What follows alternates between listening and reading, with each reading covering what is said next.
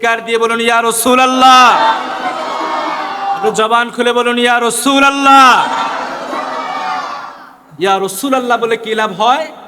ইয়া রাসূলুল্লাহ বললে ঈমান শক্তিশালী হয়। ইয়া রাসূলুল্লাহ বললে জবান পবিত্র হয়। জোরে কন্যা সুবহানাল্লাহ। ইয়া রাসূলুল্লাহ বললে ঈমান শক্তিশালী হয়। ইয়া রাসূলুল্লাহ বললে জবান পবিত্র হয়। ইয়া রাসূলুল্লাহ বললে আল্লাহর রাসূলের প্রিয় পাত্র হওয়া যায়। বলুন সুবহানাল্লাহ। আর যার অন্তরের মধ্যে নাফাকি রয়েছে, যার অন্তরের মধ্যে মুনাফিকি রয়েছে, যার অন্তরের মধ্যে রাসূলুল্লাহর প্রতি দুশমনী রয়েছে, তার জবান দিয়ে ইয়া রাসূলুল্লাহর স্লোগান বের হবে না। কথা বলুন ঠিক কি না? কারণ যার ঈমান নাই তার আদব নাই, যার আদব নাই তার মোহাব্বত নাই। কথা বলুন ঠিক কি না?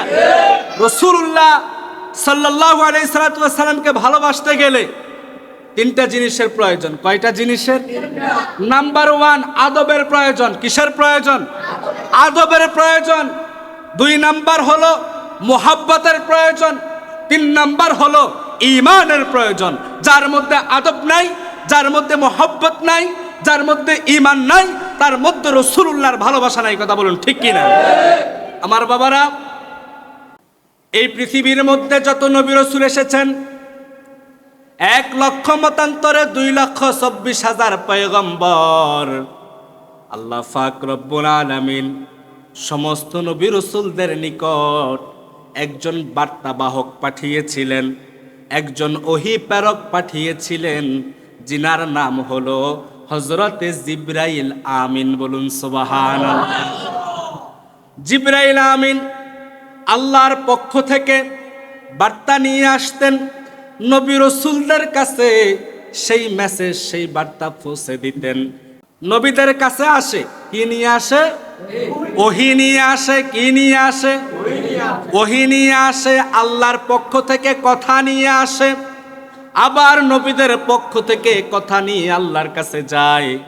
জিবরাইল হলেন মাধ্যম, জিবরাইল হলেন বার্তাবাহক, জিবরাইল হলেন মেসেঞ্জার।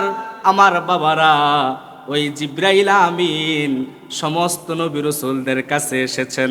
কোন কোন নবীর কাছে 3 বার, কোন কোন নবীর কাছে 5 বার, কোন কোন নবীর কাছে 7 বার, কোন কোন নবীর কাছে 9 বার। আমরা নামাজের মধ্যে, রুকুর মধ্যে সর্বনিম্ন তাসবিহ আমরা পড়ি 3 বার, অথবা 5 বার, অথবা 7 বার, অথবা 9 বার, অথবা 11 বার। কথা বলুন ঠিক কি না? আমার বাবারা, রুকুর তাসবিহ সুবহানা রাব্বিয়াল আযীম, সুবহানা রাব্বিয়াল আযীম। আমার সাথে বলেন সুবহানা রাব্বিয়াল আযীম। এটা রুকুর তাসবিহ না সিজদার তাসবিহ? রুকুর তাসবিহ। আবার চাইেন কেউ সিজদাতে যাইয়া দিয়েন না, তাহলে কিন্তু বেজাল আসেনি।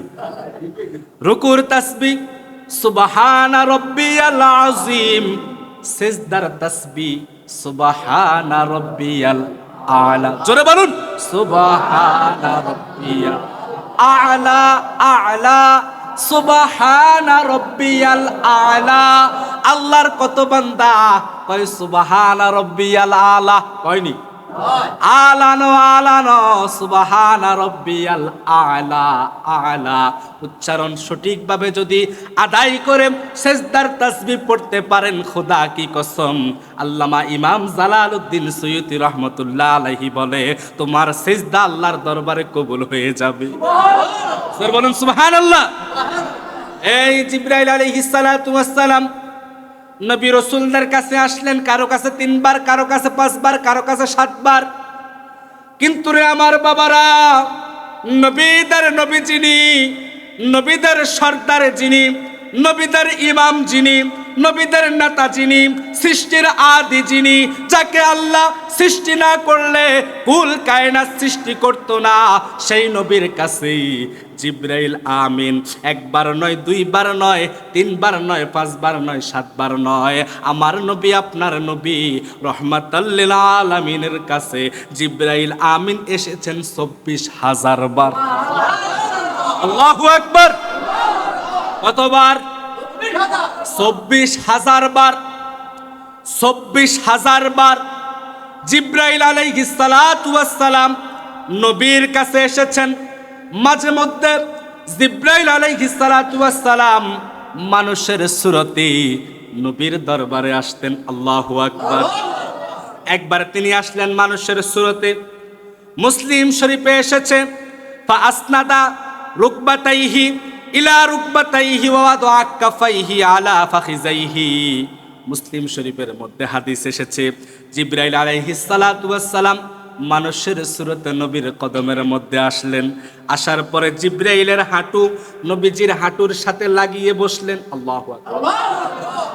জিব্রাইলের 2 হাত রাসূলুল্লাহর 2 রানের উপরে রাখলেন। আল্লাহু আকবার। এরপরে জিব্রাইল তার মাথাটাকে আল্লাহর হাবিবের আল্লাহর রসুলের সিনা মুবারকের দিকে নত করে দিলেন। জোরে বলুন সুবহানাল্লাহ। জিব্রাইল তার মাথা রাসূলুল্লাহর সিনার দিকে নত করে দিলেন। এই থেকে জিব্রাইল আলাইহিস সালাতু ওয়াস সালাম সাহাবায়ে কেরামদেরকে বোঝাচ্ছে, সাহাবীরা রে সাহাবীরা। মুসলিম শরীফের শাহরে লিখেন জিব্রাইল সাহাবায়ে কেরামদেরকে শিক্ষা দিলেন, ও সাহাবীরা, ঈমান শিখার আগে, ইসলাম শিখার আগে আদবে রসুল শিখো, রসুলের মোহাব্বত শিখো, রসুলের আজমত শিখো, রসুলের ইজ্জত শিখো। যার মধ্যে রসুলের আদব নাই, যার মধ্যে রসুলের মোহাব্বত নাই, যার মধ্যে রসুলের ভালোবাসা নাই, তার মধ্যে ঈমান ও ইসলাম ঢুকতে পারে না। কথা বলুন ঠিক কিনা? তার মধ্যে ঈমান ও ইসলাম ঢুকতে পারে না। জিব্রাইল সাহাবায়ে কেরামদেরকে শিক্ষা দিলেন যে সাহাবায়ে কেরাম তোমরা শিখো, আগে আদবে রসুল শিখো, আগে রসুলের মোহাব্বত শিখো, আগে তাজিমে রসুল শিখো। বলুন সুবহানাল্লাহ। রসুল করিম আল্লাহর হাবিব নূর নবী মুহাম্মদুর রাসূলুল্লাহ সাল্লাল্লাহু আলাইহি ওয়াসাল্লামের মোহাব্বত, ভালোবাসা, আদব, আজমত যার দিলের মধ্যে থাকবে না, যার অন্তরের মধ্যে থাকবে না, সে যত বড়ই মৌলবী হোক না কেন, যত বড় মুফতি মুহাদ্দিস হোক না কেন, যত বড় আল্লামা হোক না কেন, যত বড় শাইখ হোক না কেন, যত বড় মুফাসসির হোক না কেন, আমরা তাকে ইমানদার মনে করি না, আমরা তাকে মুনাফিক মনে করি। কথা বলুন ঠিক কিনা? ও ভাই, তুমি মৌলবী, তোমার ভিতরে যদি রাসূলুল্লাহর মোহাব্বত থাকে, তোমার ভিতরে যদি রাসূলুল্লাহর মোহাব্বত থাকে, তোমার ভিতরে যদি রাসূলুল্লাহর আদব থাকে, তোমার ভিতরে যদি রাসূলুল্লাহর ভালোবাসা থাকে, তোমার ভিতরে যদি রাসূলুল্লাহর সম্মান থাকে, তোমাকে মাথার তাজ মনে করি, মাথার টুপি মনে করি, মাথার মুকুট মনে করি। আর তুমি ভাই মৌলানা হতে পারো, মুফতি হতে পারো, মুহাদ্দিস হতে পারো, তোমার ভিতরে যদি রাসূলুল্লাহর প্রেম যদি না থাকে, রাসূলুল্লাহর ভালোবাসা যদি না থাকে, রাসূলুল্লাহর আদব মোহাব্বত আজমত যদি তোমার ভিতরে না থাকে, আমরা তুমি ভাই মৌলবীকে আমাদের পায়ের জুতা মনে করি। কথা বলুন ঠিক কিনা? আওয়াজ দিয়ে বলুন ঠিক কিনা? আমার বাবারা, আল্লাহর ওলিদের কাজ হচ্ছে যাদের ভিতরে নাফাকি আছে, যাদের ভিতরে মুনাফিকি আছে, যাদের ভিতরে রাসূলুল্লাহর দুশমনী আছে, তাদের অন্তর থেকে রাসূলুল্লাহর দুশমনী বের করে দিয়ে, নাফাকি দূর করে দিয়ে তাদের অন্তরটাকে মদিনার নবীর আয়না বানিয়ে দেওয়া। কথা বলুন ঠিক কিনা?